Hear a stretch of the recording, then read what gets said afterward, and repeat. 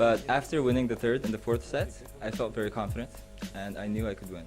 How do you feel about the way that Boxer's strategies against you kind of sort of failed to evolve over the course of the series? You know, he went into the last game using tactics that he used in the first game on you. Do you feel like you had the upper hand because he wasn't able to adapt to your defenses? The strategy that Boxer used with the two bunker rush with Marines and SCVs, I practiced over 200 games against that strategy, and I kind of knew that he was going to use that strategy, so I felt very confident that I was able to defend against such strategy. It seems like we saw this season that Fruit Dealer came out of the last final with a big target painted on his back, and everybody was kind of picking his playstyle apart, figure out exactly how he worked and exactly how to exploit, his weaknesses.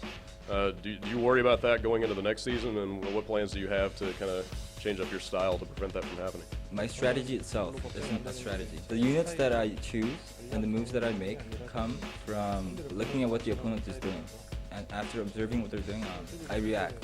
So I feel confident that there's nothing to worry about for Season 3. Okay, so this is obviously the most lucrative esports tournament ever in history. Maybe it's a little rude, but I can't help wondering, what are you going to do with all that money? Firsthand, I would like to buy my mother winter clothing and also give her some allowance. And in addition, I would also like to buy my girlfriend some clothing as well. And then the rest of the money will probably be put into savings. Really gets you right here, doesn't it? We really appreciate your time. Congratulations again on winning, and good luck in GSL 3. Thank you for coming over from the States for this interview and GSL. And I hope that you guys will continue on watching GSL 3. Thank you. All right, Season 2 of the Global Starcraft League is in the history books, and of course, I'm joined by none other than the dynamic duo of Starcraft 2 commentary. You know them as Tasteless and Artosis. Big Plot, Dan Stemkowski. I got your names right? You got it right. You did? Gentlemen, was that a final or was that a final? That was pretty awesome, especially compared to GSL Season 1, which was pretty one-sided, as you probably agree. Yeah. A lot of people came into this thinking this one may be one-sided like that also. Someone just hit their groove and win it, but going to 7 games, and they were all really close back-and-forth games, so I couldn't be happier with the final. The state of balance right now, are you guys pretty happy with where the game's at? I mean, obviously, it's a new game, more patches are on the way, but as it is right now, do you feel like it's pretty solid? I think it's getting so close to being perfectly balanced. New strategies are evolving to actually get rid of the things that we think are in balance for a little bit. The patch came out, people were like, oh, now Zerg's too strong against Terran. Now we see, obviously not. I mean, this guy only makes Marines and he can still be in the finals. I think that just the more people play, the more balanced it'll become.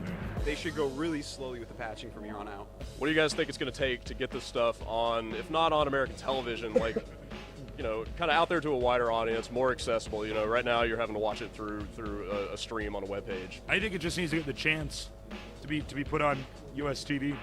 I mean, I think if it's out there, people will see it and they'll be entertained by it, and it's pretty self-explanatory. The United States is just taking a little bit longer to catch on. I think maybe people are still a little bit more iffy about it. They're like, oh, video games, like what are you, a WoW player or something? Like I've heard about those people that, stay in their room all day or something. I don't know, but it really is catching on everywhere else. It's getting pretty big in Europe, pretty big out here, obviously, really big out here. I think it'll just be a matter of time. 3, 2.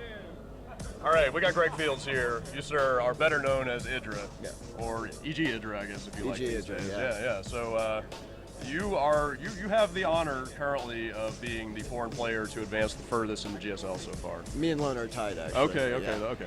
And you made it to, I think, the round of 16 this time, is that right? In America, you may be our last best hope to get a foreigner through this thing and take the crown. Are you feeling pretty good about your chances over the next couple of seasons? Yeah, definitely.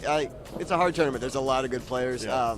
No one really deserves to be called a favorite at this point. I don't think. It's just there's so many people who could win, but I have a chance, definitely. Cool. You're actually probably the first person we've talked to that really spent a lot of time under the KESPA system. As you mentioned, life was a little more difficult back then, and especially as an American over here playing and licensed on a team. I'm curious if you can just kind of give us an idea of what it was like back then. I mean, I've heard these crazy stories about like new team recruits scrubbing floors and on the poorer teams where you didn't have a big budget, that you didn't have a maid or a cook or anything. Yeah, you did have to do chores like that.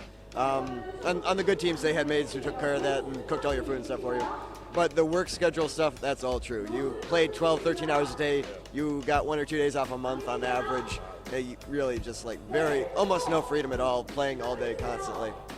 Wow.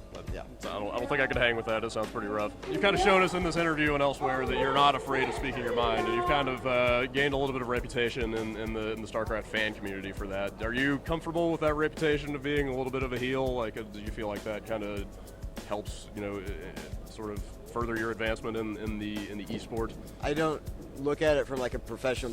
I don't look at it. Does it help me do better or look better for the fans or anything like that? Yeah. It's just kind of. I hate how bland everything else is. Like the way people just don't say what they think and just generic and meaningless lines. And I don't like that. I'd rather say what I think. All right, fair enough. And on that note, thanks a lot, Greg, for your time. Thank you. And good luck next season. Thank you.